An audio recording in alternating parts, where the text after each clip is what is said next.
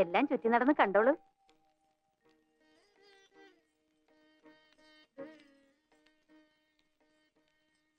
നിങ്ങൾ ഇങ്ങ് പോരെ.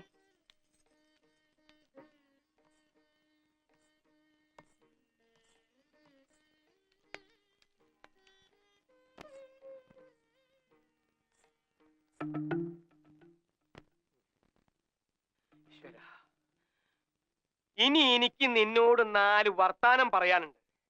എന്റെ നാക്കെ ഇറങ്ങിപ്പോയിന്ന നിന്റെ വിചാരം? അല്ല, അപ്പൊ ഏനക്കേടൊക്കെ മാറിയ? ആ, മാറി. ഇനി നീ രാവിലെ പറഞ്ഞതിന്റെ ഏനക്കേട് കൂടെ ഞാൻ നിനക്ക് മാറ്റിത്തരാം. നീ എന്താ പറഞ്ഞത്? എനിക്ക് മറുഷോക്ക് തന്നാ മതിന്നോ? മറുഷോക്ക് തരാൻ നീ ആരടാ? ഇലക്ട്രിസിറ്റിയിലെ ലൈൻമാനാ?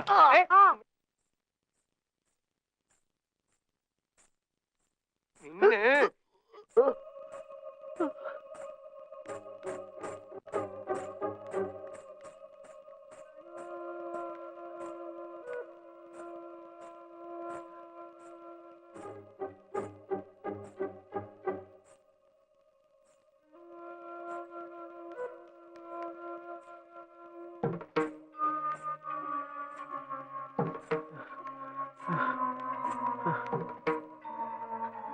അടുക്കരുത്, അടുക്കരുത്. എന്റെ അടുത്ത് മാത്രം കളിക്കരുത്. കുത്തു, ഞാൻ കുത്തു.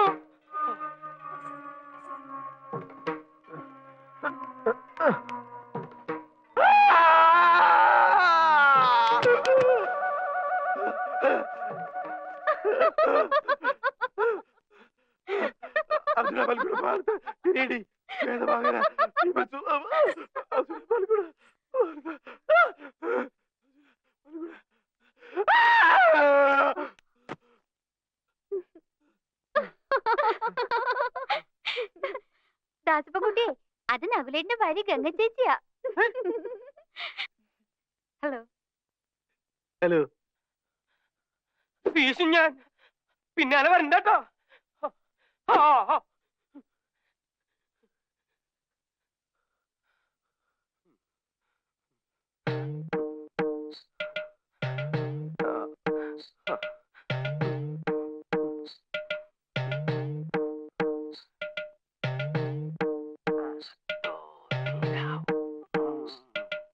അയ്യോ, പിന്നികള് വന്ന് മനുഷ്യനെ പേടിപ്പിക്ക.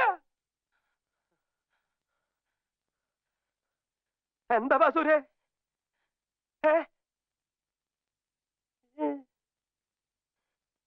എന്താ വേണ്ടത്? എന്നാന്ന്?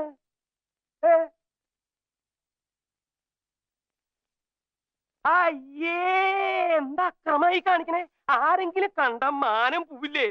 കാര്യം ഭാര്യയും ഭർത്താവാ. ഞാൻ വീട്ടിലേക്ക് വരാന്ന് പറഞ്ഞില്ലേ? ദേ ഉണ്ണിത്ത വാക്ക് പറഞ്ഞ വാക്ക. വീടെന്ന് നിനക്ക് എന്താ ബാസു ഇത്ര പെട്ടെന്ന് ഇങ്ങനെ തോന്നാൻ? ആരെങ്കിലും കണ്ടാ പിന്നെ നമ്മൾ രണ്ടാളും ജീവിച്ചിരുന്നിട്ട് കാര്യമില്ല കേട്ടോ. ശ്രീദേവി, ശ്രീദേവി,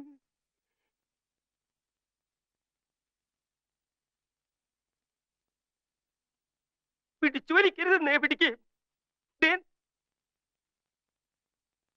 നീ എവിടേക്ക് എന്നെ കൊണ്ടുപോണേ? ഇതിന് എന്തൊരു സൈലൻസ് ഇവിടെ. എത്ര നല്ല അറ്റ്മോസ്ഫിയർ. ഗംഗയ്ക്ക് ഇഷ്ടമായ? പിന്നെ ഞാൻ പ്രതീക്ഷിച്ചതിനേക്കാളും എത്ര നല്ല സ്ഥലം.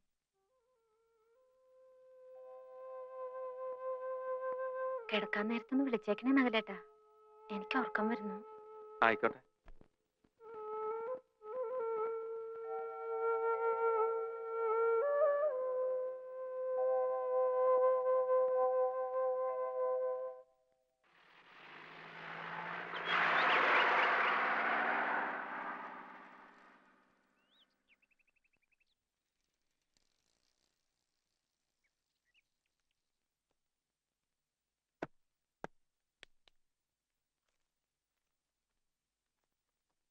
ഈ പുസ്തകങ്ങളൊക്കെ ചേച്ചിയുടെ ആണോ?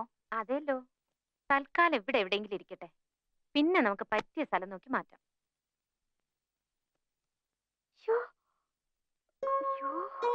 എന്താ ചേച്ചി ഇത് വായിച്ചിട്ടുണ്ടോ? എന്താ?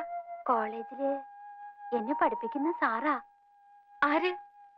പി മഹാദേവനോ? ആഹാ. പിന്നെ എന്താ? ചേച്ചിക്ക് അറിയാം? ഇല്ല. ചുമ്മാ ചേച്ചിയോട് അമ്മ എല്ലാം പറഞ്ഞു കാണും. ഇല്ലെന്നേ. എന്താ കാര്യം? അല്ലി പറഞ്ഞോളൂ. ഒന്ന് പോ ചേച്ചി. ഏയ്, ഏയ്, ഏയ്, അല്ലി, നിൽക്കാൻ.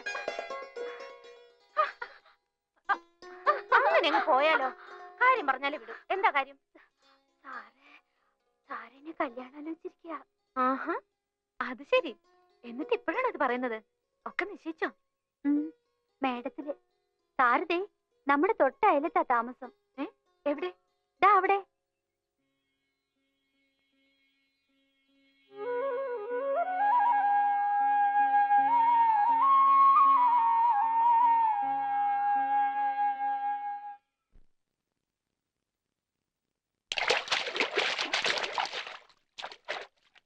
എന്റെ പുസ്തകങ്ങളൊക്കെ ഭംഗിയായിട്ടൊന്ന് അടുക്കി വെക്കാൻ പറ്റിയ ഒരു മുറി വേണമല്ലോ അല്ലി. ഞാൻ ഇന്നലെ മുതൽ നോക്കുക. അതിനെന്താ, ഇവിടെ ഇല്ലേ ഇഷ്ടം പോലെ മുറികള്. ചേച്ചി വാ, ഞാൻ കാണിച്ചു തരാം. വെറും ഒരു മുറി പോരാ, എനിക്ക് ആ മാന്തോപ്പിലേക്ക് തുറക്കുന്ന ജനാലകളുള്ള മുറി വേണം. വാ, നമുക്കൊന്ന് നോക്കാന്നേ.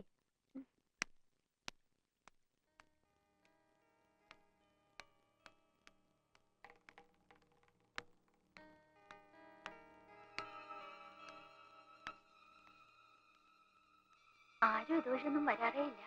ആണോ? വാ നോക്കാം.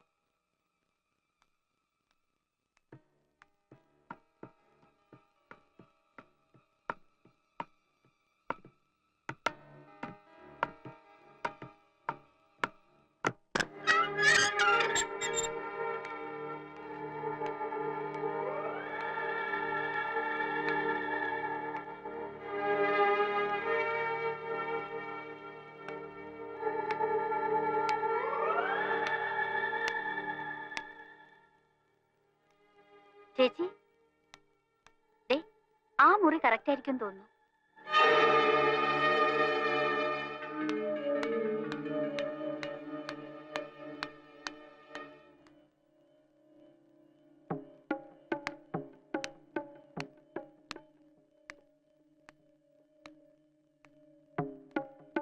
ചേച്ചി, ദേ എന്തോ ജപിച്ചു കിട്ടിയിരിക്കുന്നു.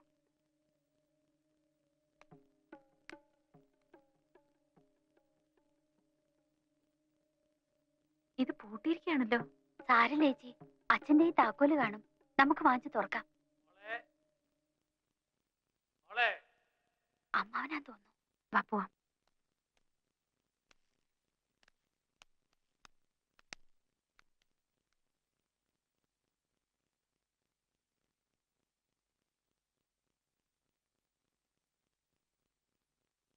മോളിക്ക് വന്നേ.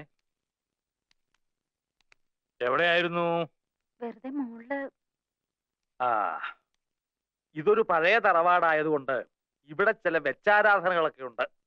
ആ മുകളിലത്തെ നിലയിൽ തെക്കിനിയുടെ ഭാഗത്തേക്ക് അങ്ങനെ ഇങ്ങനെ ആരും പോകാറ് തന്നെ ഇല്ല.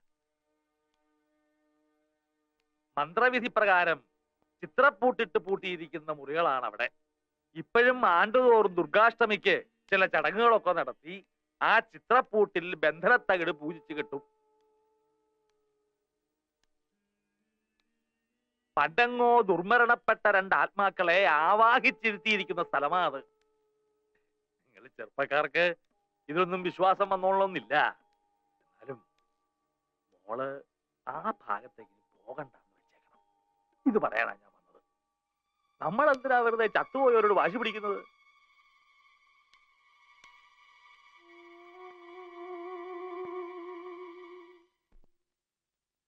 ആരൊക്കെയാ ഈ ചത്തുപോയവര്? 150 വർഷങ്ങൾക്ക് മുമ്പാ. അന്ന് ഇവിടെ മൂപ്പ് ഭരിച്ചിരുന്ന പ്രതാപശാലിയായ ഒരു കാർന്നവരുണ്ടായിരുന്നു. ആ കാർന്നവര് തഞ്ചാവൂരിൽ നിന്നങ്ങണ്ട ഒരു നൃത്തക്കാരിയെ മേഡമെ കൊണ്ടുവന്ന് താമസിപ്പിച്ചു. നാഗവല്ലി എന്നായിരുന്നു ആ തമിഴത്തിയുടെ പേര്. തമിഴത്തി വേറൊരാളുമായിട്ട് സ്നേഹത്തിലായിരുന്നു. രാമനാഥന്റെ പേരുള്ള ഒരു നൃത്തക്കാരനുമായിട്ട്. എന്തായാലും ഒരിക്കലും നാഗവല്ലിയെ തിരക്കി നമ്മുടെ തെക്കിനിയുടെ തൊട്ടപ്പുറത്തുള്ള വീടാ പടിപ്പുരയ്ക്കല്. എന്തിനു പറയുന്നു, കാർന്നോര് എങ്ങനെയോ ഈ രഹസ്യങ്ങളൊക്കെ അറിഞ്ഞു. അന്ന് അർദ്ധരാത്രി നാഗവല്ലിയെ കാർന്നോര് നമ്മുടെ തെക്കിനിട്ട് വെട്ടിക്കൊന്നു കളഞ്ഞു. 8-ാം ദിവസം ദുർഗാഷ്ടമി രാത്രിയില് നാഗവല്ലിയുടെ പ്രേതാത്മാവ് ഒരു രക്തയക്ഷിയായിട്ട് മാറി കാർന്നവരെ കുത്തി കൊലപ്പെടുത്താൻ വേണ്ടി അരക്കകത്ത് വരെ കയറി ചെന്നാ പറയുന്നേ. കാർന്നവരെന്തൊക്കെയോ ഭയങ്കര മന്ത്രമൊക്കെ ചൊല്ലി ഒടുവിൽ രക്ഷപ്പെട്ടു. അതീ പിന്നെ നാഗവല്ലിയുടെ പ്രേതാത്മാവ് തീരാപ്പകയോടെ ഈ തറവാട്ടിലൊക്കെ അലഞ്ഞടക്കാൻ തുടങ്ങി. പിന്നെ ആലപ്പാറ പോറ്റിമാര് വന്ന് 61 ദിവസം മാന്ത്രിക ക്രിയകളൊക്കെ നടത്തിയിട്ടാ തമിഴത്തിയുടെ ആത്മാവിനെ ആ തെക്കിനി ബന്ധിച്ചത്. ആ പഴയ കാരണവരും അവസാനം വിഷം കഴിച്ച് ആത്മഹത്യ ചെയ്യായിരുന്നു. ആ ആത്മാവിനെ ഈ തെക്കിനിക്കകത്ത് തന്നെയാ ബന്ധിച്ചിരിക്കുന്നത്. ഇതൊക്കെ മുത്തശ്ശിമാര് പറഞ്ഞു കേട്ട കഥകളാണേ. സത്യം എന്താണെന്ന് ആർക്കറിയാം. ആ പിന്നെ ആ രാമനാഥൻ വന്ന് രഹസ്യമായിട്ട് താമസിച്ച വീട്ടില് ഇപ്പോഴാരാ താമസിക്കുന്നറിയോ? അല്ലിയുടെ ചെക്കനാ, ആ കോളേജ് ലെക്ചറർ.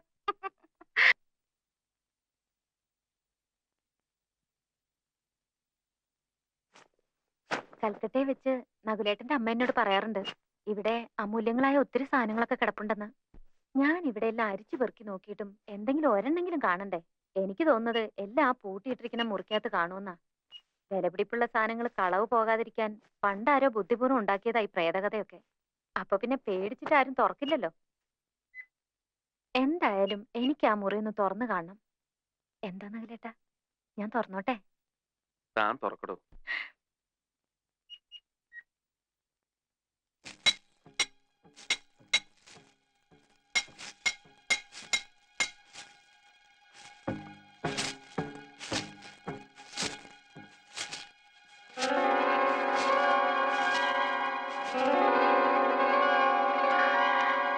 ചേച്ചി,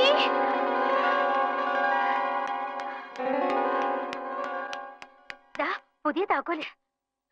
ഇപ്പഴാ ചന്തു കൊണ്ട് തന്നത്. ആരെങ്കിലും എതിർപ്പും കൊണ്ട് വരുന്നതിന് മുമ്പ് തുറന്നേക്കണേ. ഞാൻ പോട്ടെ, കോളേജിൽ പോണം. പിന്നെ വരെ.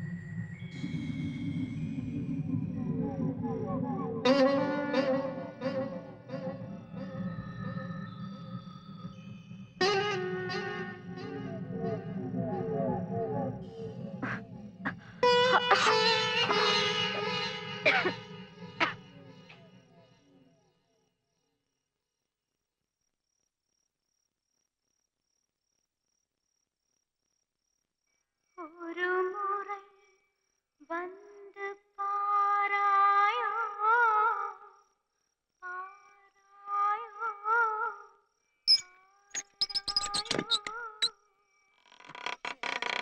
വാസலை നാടി വാരായോ വാരായോ വാരായോ ദരിസനം ഇன்று താരായോ താരായോ താരായോ തോഹൈൻ ഏകം തീരായോ തീരായോ തീരായോ. രംഗേ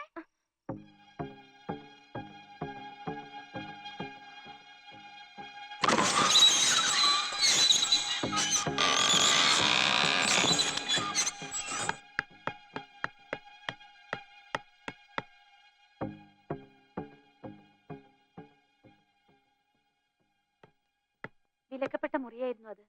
തെക്കിനി പുതിയ താക്കോല് പണിയിപ്പിച്ചെന്ന് കേട്ടാ ഞാൻ ഓടി വന്നത് തുറക്കരുതെന്ന് പറയാൻ. അപ്പോഴേക്കും അച്ഛനും ഒക്കെ ഇത്രയ്ക്ക് പറഞ്ഞ സ്ഥിതിക്ക് ഇതിപ്പോ വേണ്ടിയിരുന്നില്ല ഗംഗേ. ഇനിയിപ്പോ എന്തൊക്കെയാ വരുന്നതെന്ന്. താമസിക്കുന്ന വീട്ടിലൊരു മുറി തുറന്നു വെച്ചിട്ട് ഇത്രയ്ക്കൊക്കെ പേടിക്കുന്ന എന്തിനാന്ന് എനിക്ക് മനസ്സിലാവുന്നില്ല. ചേച്ചിക്ക് ഇതിലൊക്കെ വിശ്വാസമുണ്ടോ? എങ്ങനെ വിശ്വസിക്കാതിരിക്കുന്നത്? അറിഞ്ഞോ, ആ താക്കോല് പണിഞ്ഞ കൊല്ലം കിടപ്പായിന്ന്. ദേഹത്താകെ പൊങ്ങിയിട്ടുണ്ടെന്നാ കേട്ടത്. പിന്നെ താക്കോല് പണിയിക്കാൻ പോയ ആ പയ്യനില്ലേ, ചന്തുവിന്റെ കൂട്ടുകാരൻ ബിച്ചു, അവനും പനിച്ചു തുടങ്ങിന്ന്. ഇനിയിപ്പൊ ഞാനും ചന്തുവും കൂടെ കുറച്ചു നാളത്തേക്ക് ഇങ്ങോട്ടാക്കാൻ താമസം. അല്ലാതെ എങ്ങനെയാ? ഈ ചെകുത്താങ്കോട്ടയ്ക്കകത്ത് നിങ്ങൾക്ക് എന്തെങ്കിലും വന്നാ കൂട്ടിന് ആരെങ്കിലും വേണ്ടേ? വരികയാണെങ്കിൽ എല്ലാവർക്കും കൂടെ അനുഭവിക്കാം.